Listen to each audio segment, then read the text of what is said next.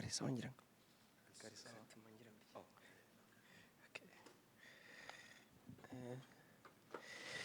Yeah.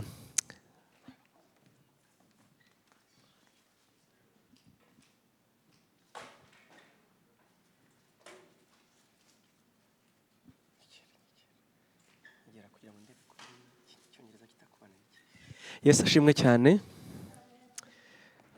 Kumutansubiza yes ashimwe. Praise God. Basi muvuge mu cyongereza mu cyonda benda ntimwabyumvise. Bisubiremo mu cyongereza. What I am saying is praise the Lord. Aha. Ya nitwa mbera byose mbanze nivuge nitwa Nsenga Emmanuel. I go by the names of Nsenga Emmanuel. Ya ndi pastor muri Église Vivante. I am a pastor in Église Vivante de Jésus-Christ. De Jésus-Christ. The Church of Jesus Christ. Living Church of Jesus Christ. Living Church of Jesus Christ. Good. Mu Rwanda ariko ubundi mba mu gihugu cy'Ubufaransa. It is based in Rwanda, but I currently live in France. Okay.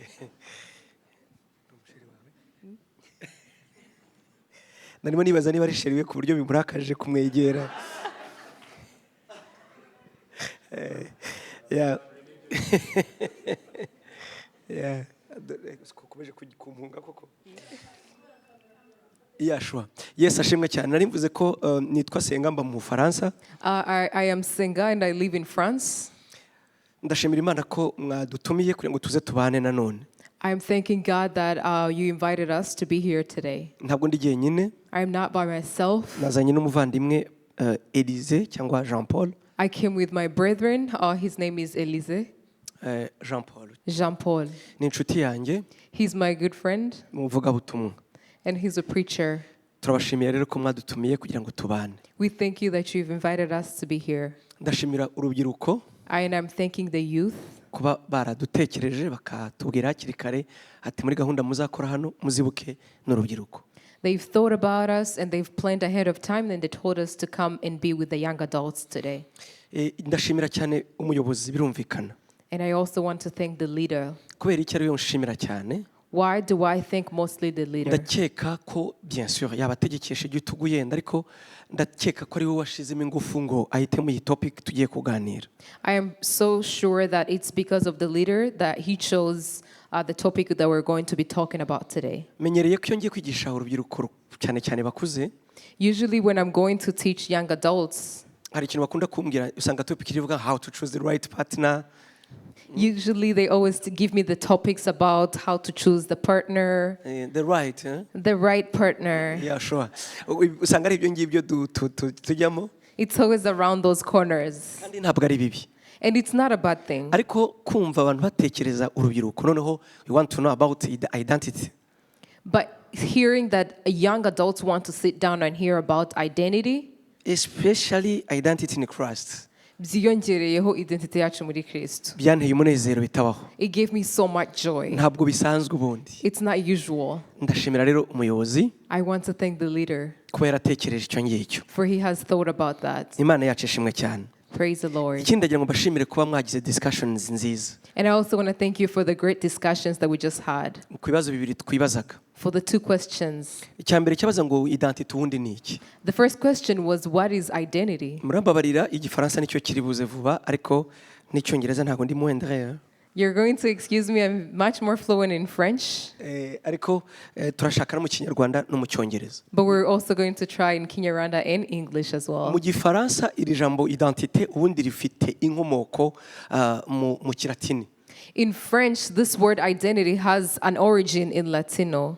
Mu Kilatini kuko aricyo cyabyaye Igifaransa, iri jambo identité niho rifite inkomoko, rifite igisobanuro cyaruta cyane cyakumvikanisha neza kuruta ibyo dushaka kumva.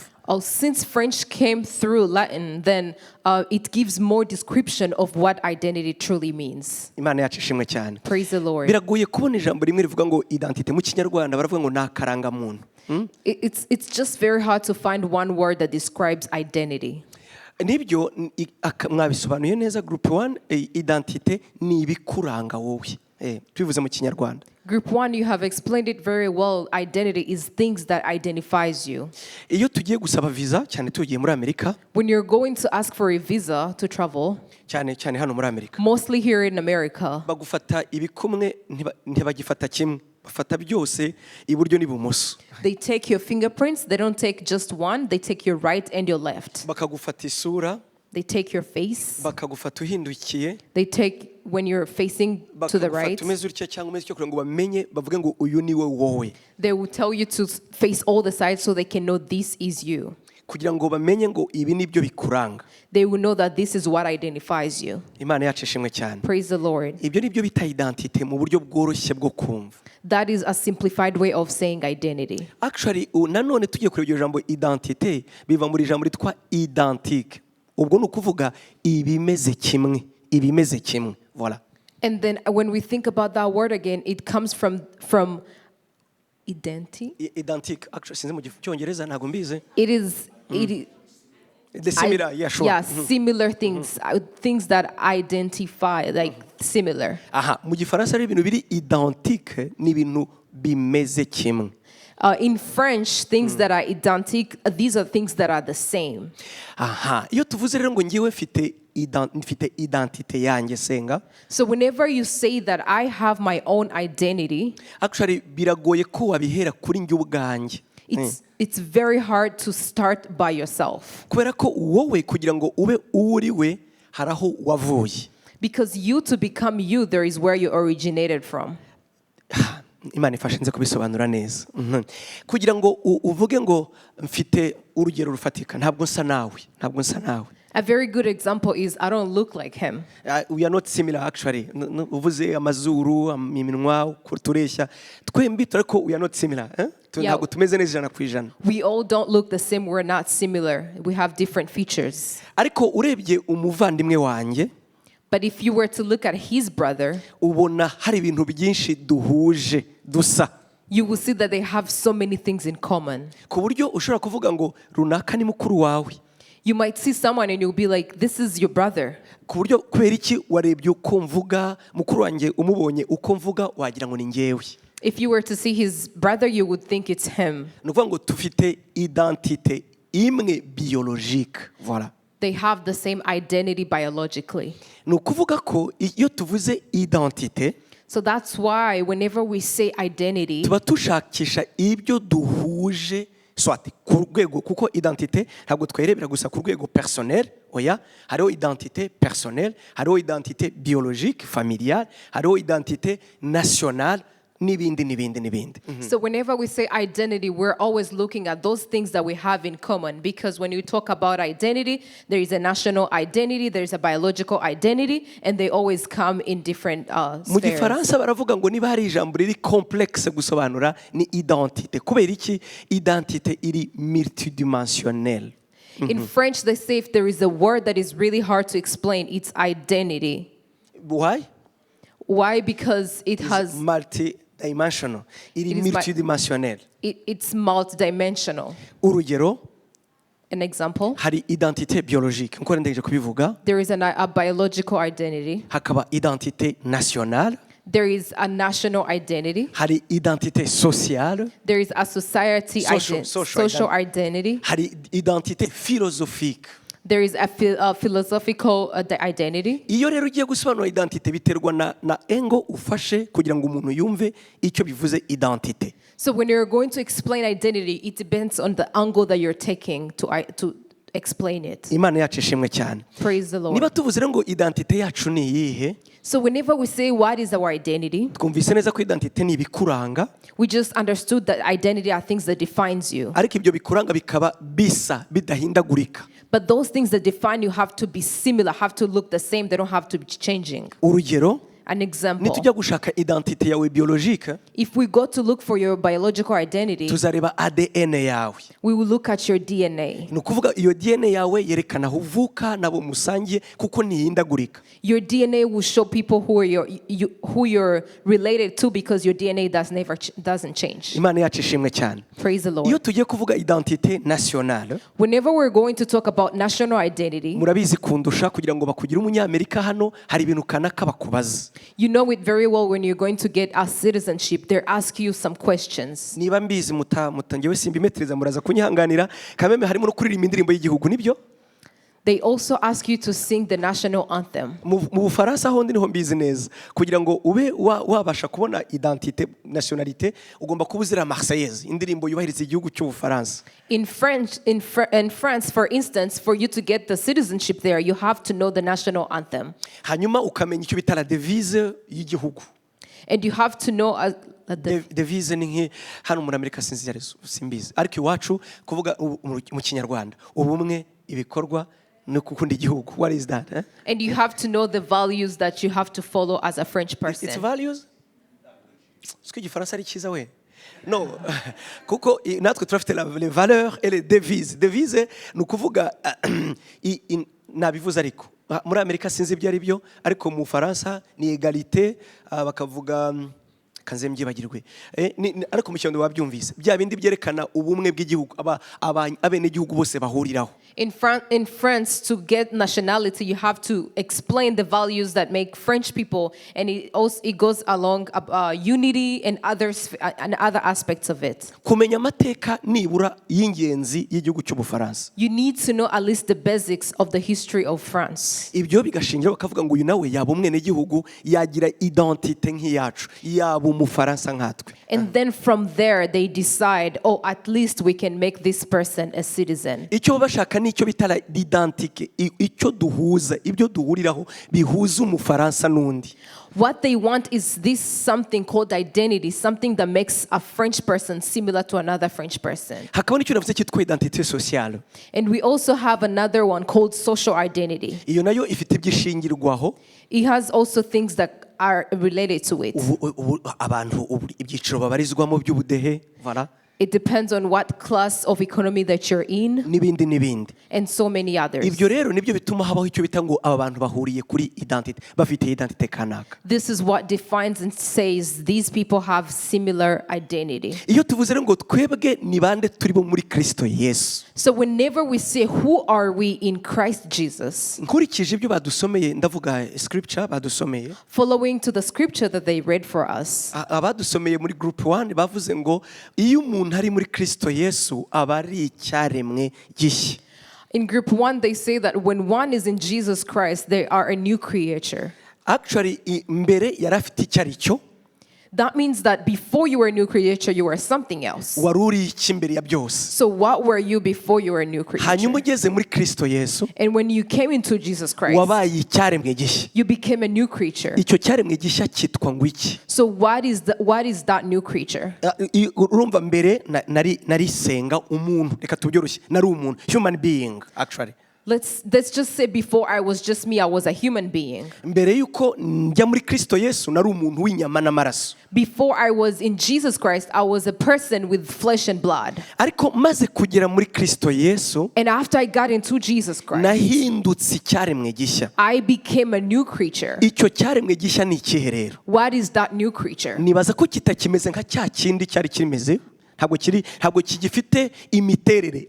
Ntabwo gifite imiterere nk'iya yindi nari mfite ntaragera muri Kristo Yesu. What does that signify to me? It means it doesn't have the same characters of the creature that was outside of Jesus Christ. Imana yacu ishimwe cyane. Iyo uvuze ngo ndi icyaremwe gishya nibaza ko ikintu umuntu akwiye gusubiza kuruta ibindi icyo cyaremwe gishya ni iki? Whenever we say that we are new creatures, the first thing you have to explain is what is that new creature? Abari muri groupe B ndiba ntibeshye badusubije iyo ni creation iyariyo. And then in group B, they also explained what a new creature is. Icyo cyaremwe gishya nabaye cyo. That new creature that I became. Bibiliya avuga ngo nabaye umwana w'Imana. It says I've become a child of God. Kubera iki kuba umwana w'Imana ari icyaremwe gishya? Why is it that becoming a child of God is being a new creature? Nuko Imana niba Imana atari umuntu, Imana akaba ari umwuka. Nukuvuga ko nicyo nabaye cyo ni ikiremwa cy'umwuka. That's good. It just means that since God is not of blood and flesh, God is a spirit. It means once I became a new creature, I became of spirit as well. Nukuvuga ngo niba Imana ari umwuka, if God is spirit, n'abibyara nabo n'abantu b'umwuka. it means the new creatures are also of the Spirit. Yakumesha Imana iguha umugisha rata. Aha. Bibiliya tubwira mu butumwa bwiza bwanditswe na Yohana ibice 5 The Bible tells us in John chapter 4, umurongo wa 23 verse 23. ni Yesu wabivuze. It's Jesus that said it. Aravuga ngo Imana ni umwuka. He said, God is spirit. N'abayisenga bakwiye kuyisengera mu mwuka no mu kuri. And those who pray to him should pray in truth and in a spirit. Kuko yerekanye imiterere y'Imana. Imana ni umwuka. Because Jesus was showing the characters of God, and God is a spirit. Ni ukuvuga ko niba Imana ari umwuka, That means if God is spirit, ntishobora kubyara abantu batameze nkayo. he can never produce people who are not like him. Ni ukuvuga ngo That means wowe mama yakubyaye your mother gave birth to you, na papa yakubyaye and your father, bamaze kukubyara, after they gave birth to you, ukurikije aho siyansi igeze, according to where science is, nta mayobera arimo kumenya ko wowe wavutse kwa papa na mama. Nta mayobera arimo. it's not confusing for you to know that you were born of your mother and your father. Kubera ko muri ADN yawe Because in your DNA, ibikugize biguhereza identité biologique. things that consists you, Biological identity your biological identity, irahura neza n'iya mama wawe na papa wawe babirebeye muri DNA. it's exactly like your mom's and your dad's through DNA. Ni nako natwe rero And that's exactly the same niba way. Imana yaratubyaye neza. If God has produced us, if he is our father, Producers nakumva atanabishaka se. Icyo nza ndacyumva ariko nkabura icyangerega. if God has gave us birth, Kuko producers nibyo ariko reka tuvuge niba yaratubyaye. if God has given birth to us, Très bien. Niba Imana yaratubyaye, if God has given birth to ni us, ukuvuga ngo ugiye muri DNA y'Imana kuko ni umwuka, ukareba na DNA yacu y'umwuka, we are the same. it means that if you're digging into the DNA of God, and the DNA of God is spirit, it matches exactly our DNA, and that's the spirit. Turi kujyana nshuti zanjye. Are we together? Ntimwibagirwe rya jambo rivuga identique. Do not forget the word that I said, identique. Identique mu cyongereza twavuze ngo iki? The similar, nibyo? In English, we say that means similar. Ibintu no mu gifaransa harimo le similaire, ariko identique c'est bon. Ibintu bisa, ibintu bifite imiterere imwe. Things that are similar, things that have a lot in common. Imana yacu ishimwe cyane. Praise the Lord. Nguko wowe kugira ngo bamenye, murabizi ko na hano muri Amerika bibaho, umuntu ashobora kuryamana n'undi akavuga ngo yanteye inda, undi akavuga ati uyu mwana si uwanjye.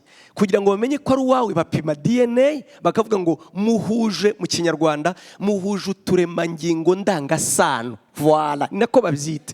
Batwita uturemangingo ndangasano. Kuvuga ngo identite yanyu ni imwe, waramubyaye ntaho wamucikira. So when someone gives birth and you don't know the father or the mother to that person, all they have to do is conduct a DNA, and they will say you have all these things in common and you have the same DNA. So this is your child. Aha, ni nako n'Imana rero. And that's exactly how God, Icyo turi cyo cyambere muri byose muri Kristo Yesu. what we are first thing in Jesus Christ. Turi abana b'Imana. We are the children of God. Kandi abo bana b'Imana And those children of God, ni Imana ubwayo yababyaye. it is God himself that gave birth to them. Niba ashobora gukora, reka mvuge si je me permets gukoresha iri jambo ngo ugiye, uranyumva? Si je me permets, niba ashobora gukoresha iri jambo kubera ko nibaza ko kumana hari bidakunda, niba dushobora gupima ADN y'umwuka y'imiterere y'Imana, wasanga isa neza na ADN yacu mu mwuka, kuko icyo Imana yabyaye nacyo ubwacyo gisa nayo. If we were to conduct a very clear DNA of God and conduct that same DNA in us, it's going to match because God looks exactly like what he gave birth to in the spirit. Ni ukuvuga That means umuntu ashobora kubyara someone might give birth ukabona umwana abyaye ntibasa mu buryo bw'umubiri, and they might look they might not look exactly the same way with their children physically. ariko ibyo tureba bibahuza, icyo bita uturemangingo ndangasano, ntabwo ari face gusa, ahubwo biri mu maraso bihishe kure. But the things that we always look at that makes people common goes beyond from the physical. Ni nako natwe That's the same way with iyo us. tuvuga ko turi abana b'Imana, Whenever we say that we're children of God, ntabwo tubirebera inyuma, We don't see it from outside. ntabwo tubirebera gusa ko tudafite dukora n'ibintu bitanejeje. We don't just see that we don't just focus on the fact that we don't do good things. ahubwo tubirebera mu cyo twabaye cyo mu ivuko ryacu. Rather, we have to always look at it in our birth. Imana yacu ishimwe cyane. Praise the Njyewe Lord. mfite abahungu babiri. I have 2 sons. Birumvikana hari igihe bankorera amakosa Sometimes they do mistakes bakanakora ibyo papa atigeze akora, and they do things that I've never done. ariko ibyo ntabwo bibakuraho ko ari abana banjye. But that never removes them from being my sons. Njyewe papa nshobora kubakosora, I might correct them, ariko ntabwo bivuga ngo kubera ko wakoze ibi ntukiri umwana wanjye. but it never means that since you did this, you're no longer my son. Kuko kuba umwana wanjye biri kure cyane aho ntashobora kubivana, kuko bishingiye mu maraso hagati yanjye nabo. Because them being my sons is much more beyond. It's connected through blood. Imana yacu ishimwe cyane. Praise the Lord. Natwe tuvuze ngo turi abana b'Imana, That's why whenever we say that we are children of God, nuko Imana yatubyaye. is because God has given birth to us. Mwibuke neza abavandimwe, Remember, brethren, Imana ibyara ite? how does God give birth? Ubundi imbuto y'Imana ibyara ni iyihe? What is the fruit of God that gives birth? Seed. What is the seed of God that gives birth? Mu cyongereza ntibiteye isoni, mu kinyarwanda nibwo biteye isoni. Ubivuge mu cyongereza ni bon. The spermatozoide y'Imana itubyara ni iyihe? Mu kinyarwanda biteye isoni, ariko mu cyongereza it's good, nta kibazo. Aha, a seed. Mu cyongereza basi imbuto. Sperm. That is God's sperm that gives birth to us. Actually, nicyo nakavuze. Izo mbuto z'Imana ziza muri twebwe zigatuma tuvuka n'izihe? What are those seeds of God that comes into us and makes us born? Bibiliya tubwira ngo ni ijambo ry'Imana. The Bible tells us that it's the word of God. Kubera iki? Why? Kuko iyo Bibiliya tubwira Yesu Kristo, It's because when the Bible tells us about Jesus Christ, bavuga ko ari ijambo w'Imana. they say Jesus is the word. Mbere na mbere hariho jambo. Before there was the word. beginning. In the beginning there was the word. Kandi ijambo yari Imana. And the word was God. Kandi uwo jambo niwe Mana. And the word is God. Ni ukuvuga ngo iyo Mana rero yitwa ijambo niyo ikoresha itubyara twebwe, irishyira mu mutima ikatubyara, itubyarisha ijambo. That means God, who is the word, is the one that is putting to us, and he gives us birth to us through the word. Mushakire ubutumwa urwandiko rwa mbere rwa Petero. Let's read the first book of Peter, Igice cya mbere umurongo wa 23. chapter 1 verses 23. Urwandiko rwa mbere rwa Petero. Urwandiko rwa mbere rwa Petero 1:23 haranditse ngo iki? The first book of Peter, 1:23. chapter 1 verses 23. It says, having been born again, not of corruptible seed, but incorruptible, through the word of God, which lives and abides forever. Imana yacu ishimwe cyane. Praise the Lord. Twabyawe n'imbuto itabora. We were born with a seed that is not corruptible. Iyo mbuto itabora bakavuga ngo ni ijambo ry'Imana.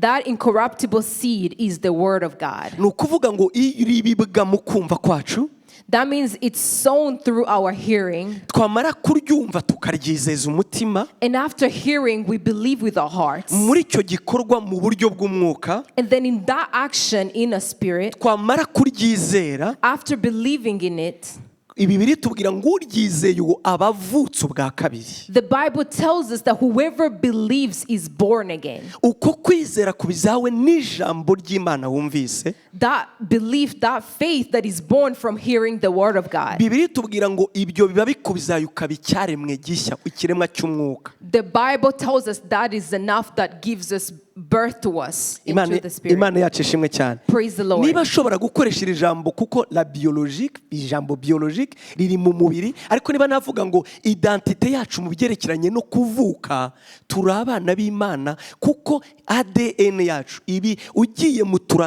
turemangingo ndangasano mu mwuka wacu tubihuje n'Imana kuko twembi ni ijambo ryatubyaye. If you were to go in depth and try to identify us, the things that we have in common with God is this: we have the same DNA, and it's because of the word that gave birth to us. Kugira ngo tubyumve neza, for us to understand very well. sinzi verisiyo turi bukoresha ariko mu kinyarwanda ni bibiri ijambo ry'Imana bivuga neza cyane bisobanura neza mu cyongereza turaza kureba urwandiko rwa ubutumwa bwiza bwanditswe na Yohana igice cya mbere 12 John chapter 1 verse 12 John chapter 1 verses 12. havuga ngo iki turebere ubutumwa bwiza bwanditswe na Yohana igice cya mbere cyane ku murongo wa 13 basobanura neza abo turibo actually rimwe 12 John chapter 1 verses 12. It says, but as many as received him, to them he gave the right to become children of God, to those who believe in his name, who were born not of blood, nor of the will of flesh, nor of the will of man, but of God. ni Imana ubwayo itubyara He is God himself that gives birth to us. kwerekanye ko ni Imana ubwayo yemeza ko turi abana bayo We've just seen that God himself testifies that we're his children. ntabwo yatubyaye nk'uko iby'umubiri bigenda He did not give birth to us the same way biological things happen, ahubwo yatubyaye nk'uko iby'umwuka bigenda but he gave birth to us according to the Spirit. iby'umwuka bigenda gute How is it in the Spirit? umwuka byarisha ijambo ry'Imana The Spirit gives birth through the Word. iryo jambo iyo ribibwe mu mutima wawe Whenever that Word is instilled in your heart ukaryizera and you believe it, rikubizara rikakugira umwana w'Imana it gives birth to you and makes you a child of God. Imana yacu ishimwe cyane Praise God. murabizi neza nk'uko igikorwa cyo kubyara tudashobora kukimenya kibera mu bwihisho The ndavuga same, igikorwa cyo gutuma habaho fecondation kwa the same way we don't know, we never see the actual thing that happens when a woman conceives. gusa icyo tuzi nuko umugabo n'umugore bahura hanyuma imbuto zigahuriraho tudashobora gukontorora icyo twebwe tubona gusa ni resulta ni ukubona umuntu indi igenda ikurikura umuntu akazavuka ni nako bigenda iyo umuntu ahuye n'ivuga butumwa cyangwa n'ijambo ry'Imana umutima ijambo rikinjira mu mutima bibera iyo mu bwihisho mu mutima kuko biratubwira ngo umuntu yizeza umutima akatuza akanwa agakizwa bibera iyo ngiyo ariko mu by'ukuri tukazabona result aho umuntu avamo umugabo wo guhamya Yesu nkanjye nawe kuko twabaye abantu bazima muri Kristo Yesu. Yes. The same way when a woman meets a man, it happens in private. The only results that we are able to see outside is when a woman gets pregnant and the stomach starts growing and growing. That is the same way when us receives the word of God, it comes and meets us in a secret place, which is our hearts. And we are only able to see the results that are going to come after the word has met our hearts. Imana yacu ishimwe cyane. Praise the Lord. Munyemerere kugira ngo twihute rero ntagarukira kuri icyo cyonyine kubera ko iyo tuvuze ngo abo turibo actually kenshi tugarukira aho ngaho. I'm not going to only stop from here because whenever we say, who are we usually just stop from there. Nibyo koko turabana b'Imana. Yes, it is true that we are children of God. Mu Rwanda hari icyangombwa bajya basaba banza namwe barakibasabye mujya kuza muri Amerika simbizi hari icyo bita identité complète murakize identité complète murakizi muri abaturage gute ntacyo There is a special document that they ask in Rwanda, and it's called identité complète. Complete identity. Complete identity actually. Ni ukuvuga ngo tubwire wowe w'ukuri uriwe. They will ask you to tell them who are you truly. Identité complète kuko kuvuga gusa ngo ngewe ndi Nsenga wa Marcelina na Atanaze uniko data yitwa ntago bihagije. Because me just saying that I am this person who is from this person, that's not enough itself. Kuko na Bibiliya tubwira iyo tuvuze turangije mwibuke ko identity iri multidimensionnel murabyibuka. Remember that identity is multidimensional. Imana yacu ishimwe cyane. Praise God. Nshobora kubaza uyu mudamu ni inshuti yanjye Kadete. I might ask Kadet, she's my good friend. Iyo mumbaje ngo Kadete uri mukandi. Aha, c'est ça, voilà. Iyo nayo ni identité ye, voilà. I will ask Cadet and be like, who are you a wife to? Cadet will say, I am a wife to Donatien. Ni ukuvuga muri identité complète ubundi. That means in her complete identity. Bakubaza aho uvuka. They will ask you where you're born from. Ni ukuvuga bakabaza ababyeyi bawe. They will ask you your parents. Bakakubaza profession. They will ask you your profession. Bakakubaza état civil. Urubatse cyangwa uri ingaragu. They will ask you if you're single or if you're married. Turi kujyana inshuti zanjye icyo gihe noneho uba ufite icyo bita identité complète. And that time now you have a complete identity. Turi kujyana nshuti zanjye. Are we Ni together? nayo mpamvu ubu turi hano kuwa gatatu turi muri identité ishingiye kuri état civil. Hano dushingiye kuri état civil. That is why us being here right now, we are under the identity of civil. Civil identity. Civil identity nibyo? Mu cyongereza simbizi, mu gifaransa byumvise état civil. Yandi magambo urubatse cyangwa uri ingaragu, uri umudivorce, uri umupfakazi, voilà. Ibyo dushingiye hano rero ko tuhujije icyo bita identité sociale, identité état civil, twese turi urubyiruko. Uranyumva? Oh, so here we all gathered together because we have similar or almost the same marital status, which is we are all young adults. Kubera ko aba couples, because couples, tuzahura kuwa gatandatu. married couples are going to meet on Saturday. Nuwaje hano yaje gusa kubwo kwikundira ijambo ariko turaha nk'urubyiruko.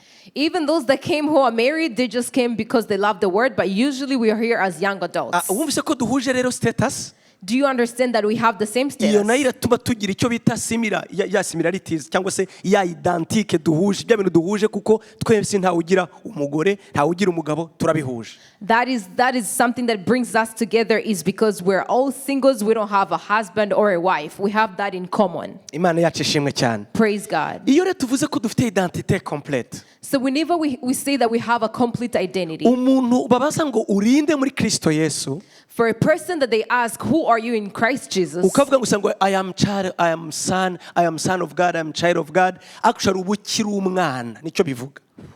Whenever they ask you your identity in Christ and your only answer is, I am just a child of God, you are still A baby. You are still a baby. Kuko a child, you are still a baby, uracyari uruhinja.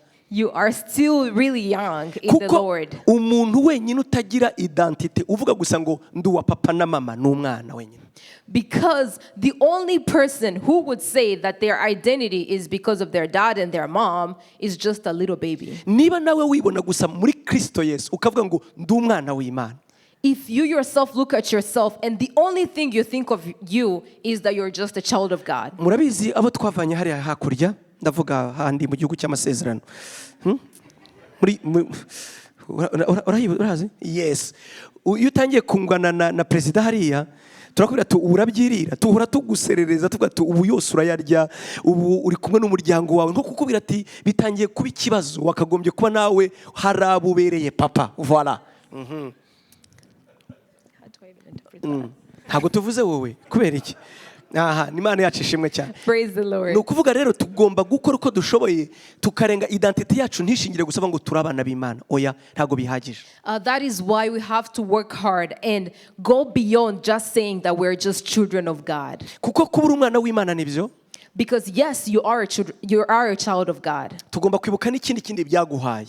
You also have to remember what that gave to you. Iyo umuntu afite identity ngewe Nsenga, of course, kuba naravukiye mu Rwanda n'abanyamerika nuko bimeze, iyo wavukiye muri Amerika automatiquement ufite identité nationale, uri umwene gihugu. Because there are things that will never be taken away from you. You being born here itself automatically gives you the legal right to be a citizen in this country. Ni nako natwe ubwo twabyawe n'Imana rero. That is the same way, the fact that we were given birth from God. Tufite nationalité yo kuba mu ijuru, turi abaturage b'ijuru, iwacu ni mu ijuru kuko twabyawe n'Imana. That means we are the citizens of heaven. Ntabwo ari byo dusaba, ahubwo ni uburenganzira bwacu. It's not something we're asking for, that is our right. Turi kujyana nshuti zanjye, Are we together? kereka gusoba yitsindira, ariko iyo wavutse ubu mu Rwanda bankorera nta bushobozi igihugu cyanjye gifite bwo kunkuraho identity yuko ndi umunyarwanda. Warubizi? My country has no authority to remove my identity as a Rwandan. Aho kugira ngo bankureho identity bancira urwo gupfa ahubwo. Instead of them taking away my identity as being a Rwandan, they would rather kill me. Nukuvuga ngo bancira urubanza rwo gupfa kubera amakosa yanjye ariko ngapfa ndi umunyarwanda. Turi kujyana? They might judge me to die because of my mistakes, but I would die a Rwandan. Ni nako nawe That is the same way you, niba koko warizeye Kristo Yesu nk'umwami n'umukiza, if you have truly believed that Jesus Christ is your King and Savior, ukaba koko imbuto ibyara yarakugeze mu mutima, and the seed that gives birth is in your heart, uri umwana w'Imana period. you are a child of God, period. Iwanyu ni mu ijuru. Your home is heaven. Ijuru aho kugira ngo njye nibuka ubwo Imana yakoraga Abisirayeli mu Egiputa, I do remember when God took away Israelites from Egypt. yaravuze ngo ndirahiye sinzegera nemera ko musubira mu Egiputa. He said, I will never allow you to go back to Egypt. Murabizi ko imyaka 40 bamaze mu butayu barimo barwana basubira mu Egiputa, ivuga ngo nanjye aho kugira ngo musubireyo muzazerera. And God told them, instead of you going back to Egypt, you will stay in the desert for 40 years. Kuko Egypt Imana yavuze ngo ntimugasubireyo, nabakuyeyo butazasubirayo. Natwe twari mu isi, yaratubizaye turi abana b'Imana, ntabwo icyadukuraho kuba abana b'Imana. And that is the same way God has given birth to us, and He will never take it away from us. We will always be children of God. Imana yacu ishimwe cyane. Praise Aho God. kugira ngo itureke izadukubitiraho, ingorane zizaberaho, ariko turi abana bayo. Instead of God leaving us, He would rather punish us, but we'll stay always here as His children. Wari ubizi ko igihano ari ikimenyetso cyerekana ko twebwe twabyawe n'Imana? Did you know that a punishment is a sign that you were born from God? Ntabwo ari njye wabivuze, ni Abaheburayo 12 uhereye ku murongo wa 6. It is not me who said it. It's in Hebrews chapter 12 from verse 6. Imana iravuga ngo umuntu utemera guhanwa aba yerekanye ko ari ikibyarwa atari umwana. Mu Kinyarwanda aba yerekanye ko ari ikinyendaro atigeze abyarwa n'Imana. Mbega Imana ihana abayo aho kugira ngo igutakaze mugani wa wundi yaguhana ariko ntizakureke. It means that God can never leave you. Rather, He can correct you. But that means the reason why He corrects you is because He never wants to get rid of you. Imana yacu ishimwe cyane. Praise the Lord. Ikintu cya mbere turi cyo mwacyumvise, Do you understand what we are? turi iki mu by'ukuri? What are we? Turi abana b'Imana. We are children of God. Yewe senga ndi umwana w'Imana. Me, Nsenga, me, Glory, I'm a child of Ndabizi God. mujya mukurikira YouTube, murabizi neza. Ikintu cya mbere mvuga iyo mbwiriza ni ngombwa ndabibutsa nkabibabwira njyewe ndabizi neza nzajya mu ijuru. Ndabizi neza. Whenever I am preaching, for those who follow my YouTube, one thing that I always claim is that I know very well I will go to heaven. Why? Why? Kuko n'ubundi navutse ndi umuturage w'ijuru nyine. Because I was born a citizen of heaven. Imana yacu ishimwe cyane. Praise the Lord. Abatarabyizera rero For those who have not believed yet, bahura n'ubwoba. they're always in fear. Kandi bakaduhugura ibintu byabo by'ubwoba. And they're always telling us to also be in fear. Ariko senga wajya ureka kuvuga ibintu nk'ibyo. They would tell me, Nsenga, why don't you stop saying such things? Wajya ureka kuvuga ibintu nk'ibyo. Why don't you stop saying such things? Ubuse wagwa. What if you backslide? What if you backslide? Nkamubwira nti mpamya ko hadashize iminsi 2 ntaguye. Naraguye ahubwo ndagwa nkabyuka. Nkagwa nkabyuka. Kuko biratubwira ngo umucyanutsi wanjye naho yagwa 7 azabyuka. And I always tell those people, I don't care about backsliding, is because whenever I backslide, I'll come back again. Kuko Bibiliya yavuga ngo, Because the Bible tells us that for a righteous person, even though they might fall, they will rise again. 7 niyo yagwa inshuro ndwi. Even though they might fall 7 times. Kandi mubare 7 bivuga kuzura, niyo yagwa inshuro zuzuye kugwa bihagije nzamubyutsa. 7 means fullness. That means even though they might fall 7 times, meaning full time, I will rise them again. Kugira ngo nihute rero, For me to rush, ntabwo icyo uri cyo uri umwana w'Imana gusa. you are not only a child of God. Muri ya identité complète, In your complete identity, umuntu yagwize imyaka 18, whenever you turn 18, ntabwo mbizi hano mu Bufaransa barakwirukana mu rugo, barakwirukana. I'm not so sure about here, but in France, whenever you turn 18, they will send you out of your Ibyo mvuga household. nibyo mbamo. Niyo wa 18 ikwiye mama arakubwira ati Whenever you turn 18, your mom will tell you, leave. ni ukuvuga ngo jya gushaka ubuzima bwawe nawe. They will tell you, go look for your own life. Murabyibuka ejo ko yatubwiye umuvandimwe Elize? Murabyibuka? Our brethren Elise talked about it yesterday. Papa we yari umukire kabisa.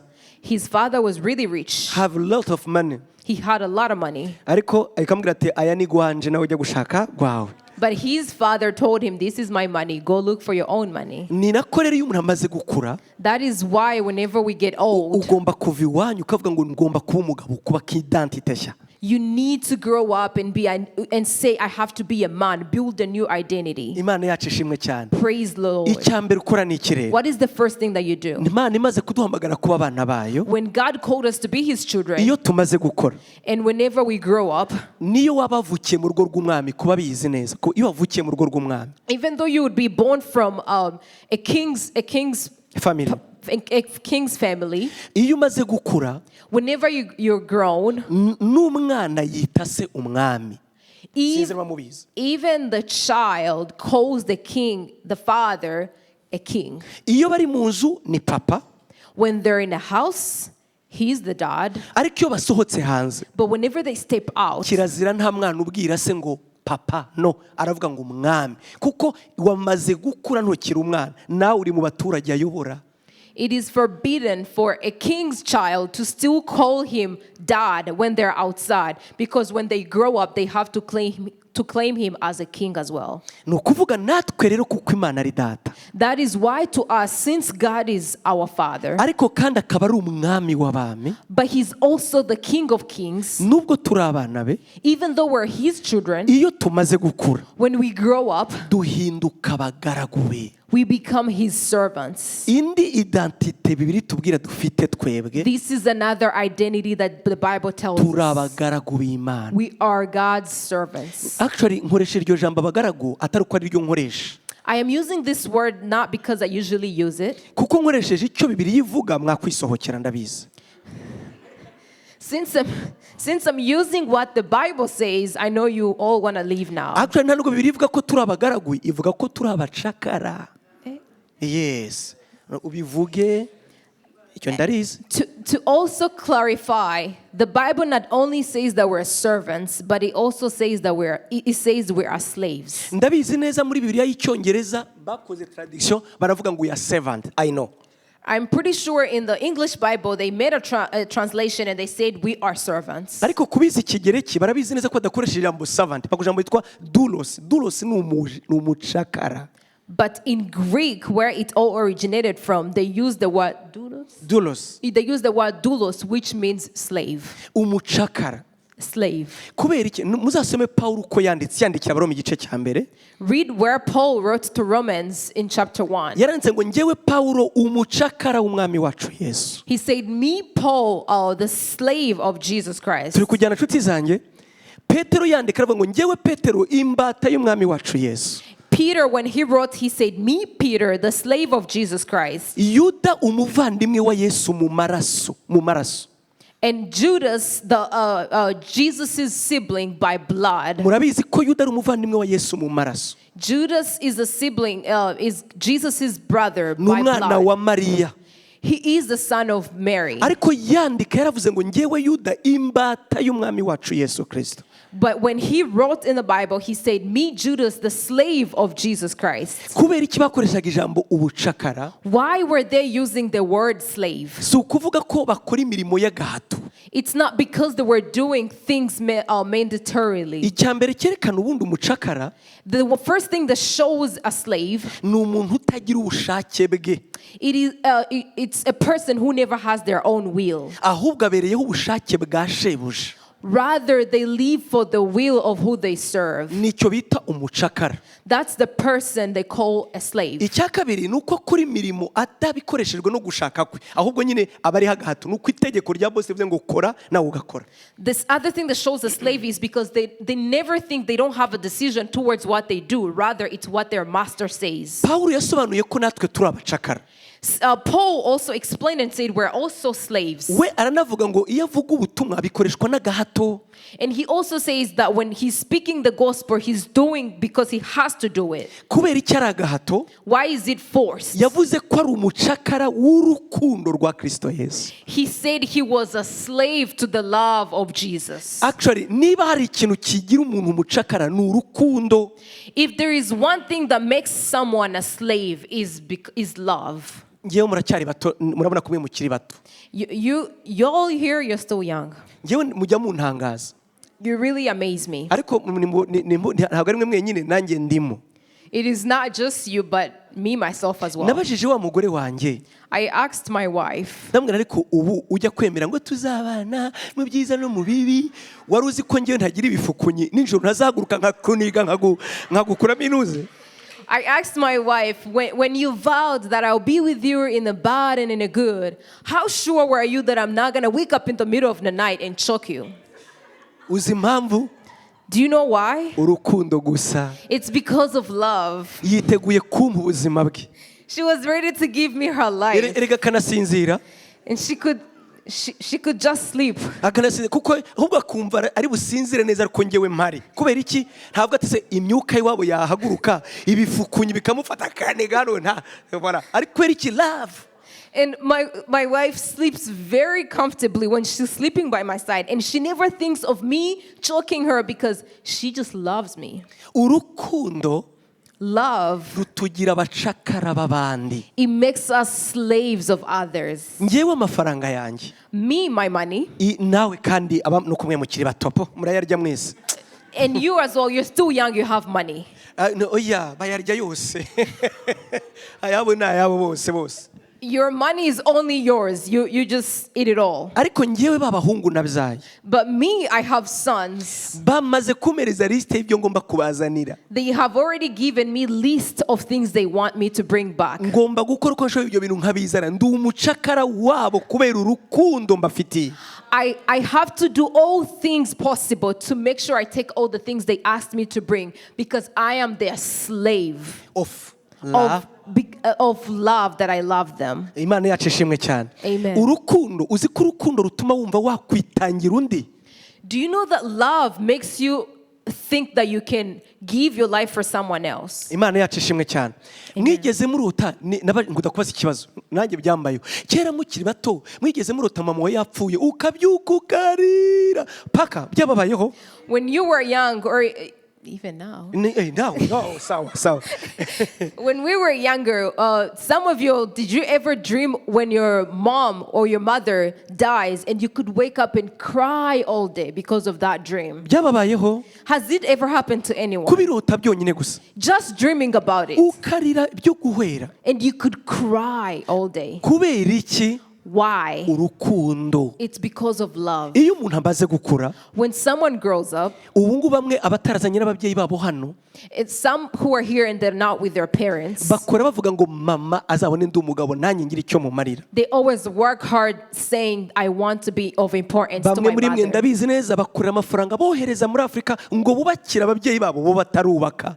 And some of you guys work here so hard and you send your money to your parents so they can build houses even before you build your own house. Nicyo bita urukundo. That is what they call love. Kubera undi umucakara ntubeho ku bwawe ukabaho ku bw'undi. Because of someone else. You don't live because of you. You live because of someone else. Ntushobora kuvuga ko umuntu ari umucakara utaramuguze ntibishoboka.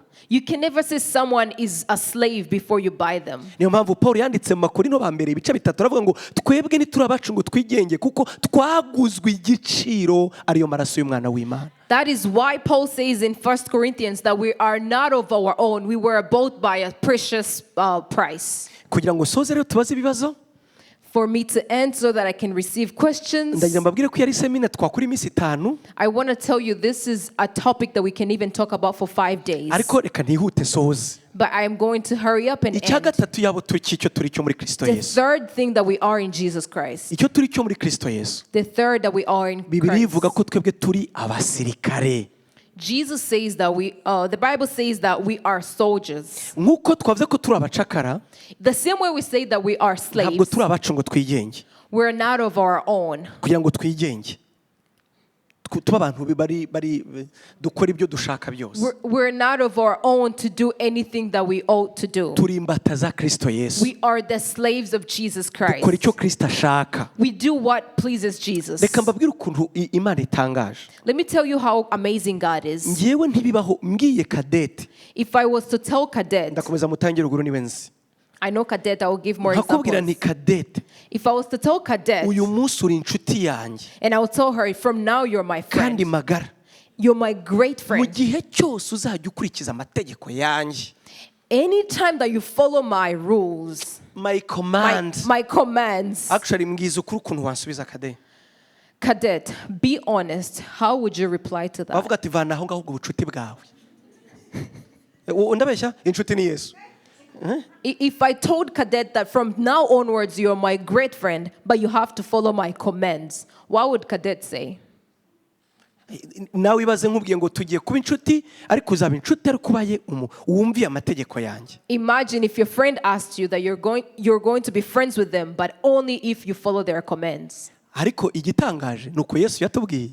But you know what's amazing? That's what Jesus told us. Yaravuze ngo muri inshuti zanjye nimukurikiza amategeko yanjye. No kuvuga ubucuti bwacu nawe nuko turabagaragu be. That is exactly what Jesus said. He said, you're only my friends if you follow my commandments. Ntabwo muzigera niko handitse mu butumwa bwiza bwa Yohana nshiriraho 14 umurongo wa 15 na 16 muri inshuti zanjye ariko mu gihe cyose mukurikiza amategeko yanjye. That's what Jesus said in John chapter 14 verses 10. He said, you are my friends only if you follow my commandments. Imana yacu ishimwe cyane.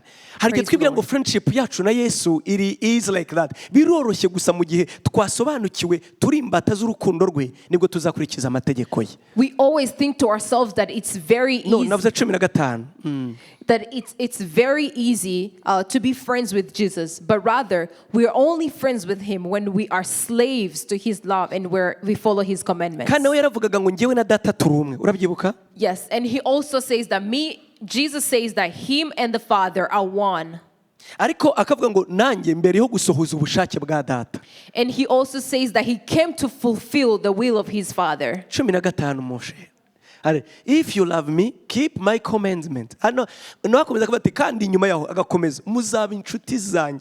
Nidukomeza gusoma mu gihe cyose mukomeje amategeko yanyu. Ni ukuvuga urukundo rugaragarira mu kumvira mu kutitegeka mu kwiyegurira uwo nguwo wumvira nyine.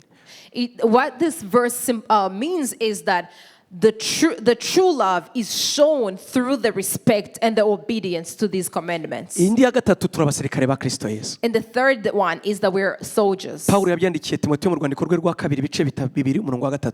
Paul wrote it to Timothy chapter 2 verse 3. Verses 3. Aravuga ngo turi twebwe na waba umusirikare ngo abakinejeje wamwandikiye ubusirikare mu gihe cyose yakwishyira mu by'ubu buzima twahindutse turabasirikare ba Kristo Yesu. In 2 Timothy chapter 2 verse 3 it says that you therefore must endure hardship as a good soldier of Jesus Christ. Turabasirikare ba Kristo Yesu. We are the soldiers of Jesus Christ. Warubizi kubishaka utabishaka uri umusirikare wa Yesu. Did you know that whether you want it or not, you are actually a soldier of Jesus Christ? Ariko mbibutse ntabwo batibashyira abasirikare mu bana amategeko mpuzamahanga ntiyemera gushyira abasirikare mu bana. Abana mu gisirikare. And remember, by national rules, you can never put children. International rules, not here. International. It is an international rule that you can never put little children in the army. Kirazira. It's forbidden. Ahubwo iyo umuntu amaze gukura, rather when someone grows up, amaze kugira muri ya myaka y'ubukure, and after they've reached a mature age, nibwo yinjira mu gisirikare cya Kristo Yesu. that is when they enter the Jesus's military. Nawe rero nukomeza kwireba, and also you, when you observe yourself, I'm a child of God.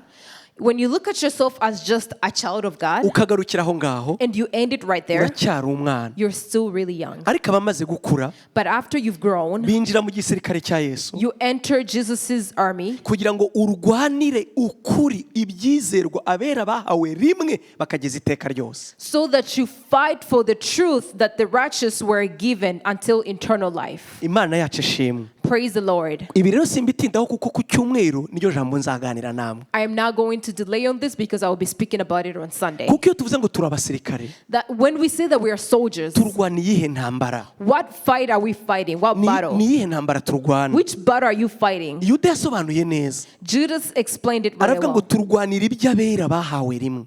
He says that we fight for what was given to the righteous. Iby'abera bahawe nibyo turwanira.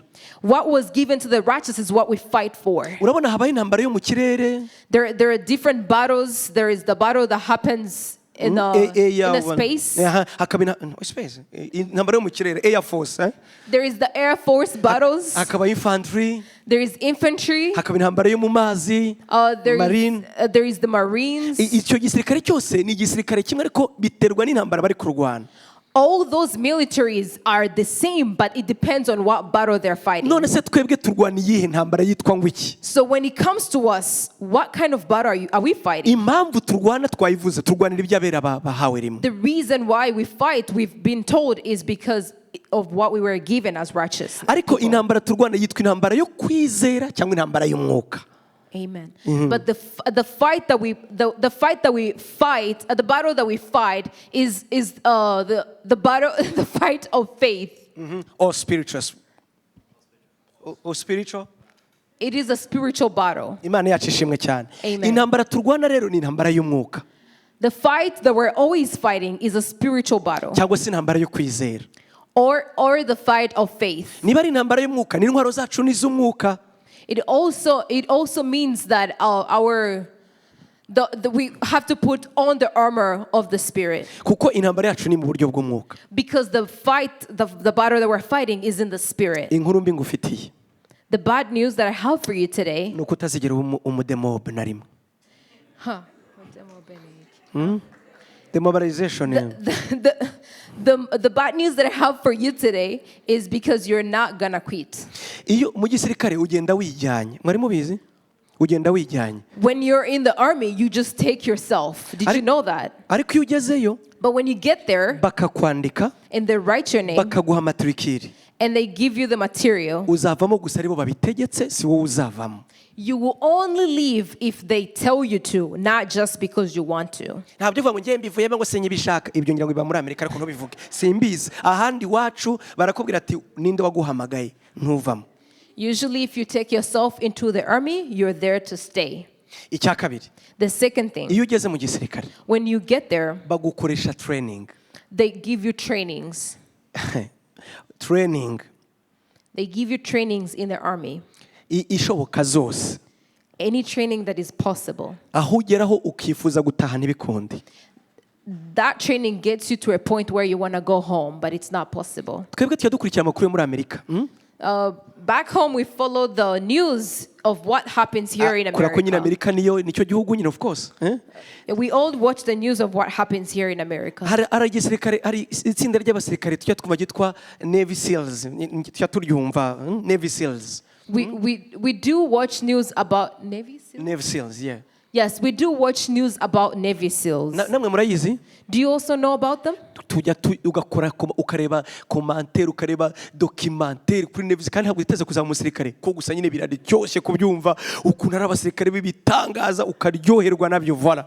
We always watch their documentaries, and it's so interesting because they're just great soldiers who are so good at fighting. Urebye umu Navy Seals ubona ari intare ihagaze atari nk'umuntu nkawe. Whenever you see someone in Navy SEALs, they look like a lion. It's just like not a normal person. Twakurikiye ukuntu bafashe Bin Laden, ukuntu bamuze Navy Seal, niyo bagiye kuba ati wow, abasirikare ni bitangaza. We always see them and we're so amazed. We think they're great soldiers. Iyo umurebye uravuga ati kabisa. You just pay some respect to them. Ariko iyo bakubwiye training bakora, But if they're to tell you the kind of training that they go through, uravuga ati n'umwana wanjye ntazajyeyo. you would say that even my child should never go there. Kubera iki? Why? Kugira ngo ube umusirikare mwiza, It means for you to be a very good soldier, ugomba kuba ufite training nziza. you need really good training. Kandi kugira ngo ube umusirikare mwiza, And for you to be a very good soldier, ugomba kugira discipline. you need a discipline. Kugira ngo ube umusirikare mwiza, For you to be a good soldier, ugomba kuba wumvira à la lettre. you need to hear the alerts. À la lettre. Kumvira utabajije basi, kumvira utavuze ngo umusirikare ntabwo abaza ngo ariko ibintu ngo ngiye simbyumva neza. Ntubyumva neza, ninde ukwaje kubyumva se? Bakubwiye kubikora. So you need to follow the orders. You don't need to ask why. Dusoze rero icyanyuma, iminota twaneza saa 2, icyanyuma. The last thing. Icyanyuma nuko tujye kuvuga kuri identity yacu ya nyuma muri Kristo Yesu. The very last one is our last identity in Christ Jesus. Ndibutse ko ku cyumweru simbabwiye icyo tuzaganira se. I just told you what we're going to talk about. Tuzapikingamo identity imwe ngo ku musirikare wa Kristo. On Sunday, we're going to pick one of those, and we're going to talk about being a soldier in Jesus Christ. Imana yacu ishimwe cyane. Praise the Lord. Ibintu bidakundwa n'abasivile we. These are things that are really not liked by people who are not in the military. ikintu gitandukanye abasivile n'abasirikare ni kimwe gusa. Things that differentiate someone who is in the army and someone who is not. Umusivile arabyuka avuga ati ubu ejo nzajya Arizona, ariko abasirikare siko bigenda. Someone who is not in the army can wake up and be like, I'll be in Arizona tomorrow. But for a soldier, they can't say that. Ntago bibaho. It's not possible. Gusa neza nanone ikintu gishimishije cy'abasirikare. But this is the amazing thing about a soldier. Ntabwo bitunga. Nta musirikare witunga. They don't take care, they don't feed themselves. Biravuga ngo naho umusirikare ngo yitunge, umusirikare baramutunga. A soldier is taken care by someone else. Igihugu. It's the country. Imana yacu ishimwe cyane. Icyanyuma rero, our identity in Christ turi abageni ba Kristo Yesu. The other one is that we are brides of Jesus Christ. Imana yacu ishimwe cyane. Praise the Lord. Paulo yaravuze, Paul said, yandikira abakorinto, when he wrote to the mu Corinthians, rwandiko rwa kabiri, in 2 Corinthians, ibice 11, chapter 11, uhereye ku murongo wa mbere, verse 1. aravuga ngo njyewe nabakwereye umukwe umwe kugira ngo nzamubashyingire mutunganye rwose, mumeze nk'umwari utunganye. 11 kano ba kabiri, 2 Corinthians 12, yego umurongo 11 umurongo wa mbere. In 2 Corinthians chapter 11 verse 1, it says, I wish that you would bear with me in a little foolishness, but indeed you do bear with me. Komeza. Kuko For I am jealous over you with a godly jealousy, for I promised you in a marriage to one husband that I might present you as a pure virgin to Christ. Imana yacu ishimwe cyane. Praise the Lord. Mwabyumvise neza ko wowe uri fiancé wa Yesu Kristo? Have you heard that you are fiancé to Jesus Christ? Urabizi neza ko mwasinyanye mu mategeko utakiri ingaragu? Do you know very well that you have signed with him by law? You're not still single. Kandi ugomba kuzamushyingirwa utari ukiri isugi. Aha. And you have to get wedded to Jesus when you're still a virgin.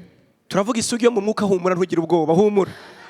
Don't worry, we're talking about a virgin in the spirit. Humura turavuga mu mwuka. We're talking about a virgin in the spirit. Kuko hari uwavuga ati ngo njyewe mbaye disqualifié, oya. You're not disqualified if you're not a virgin.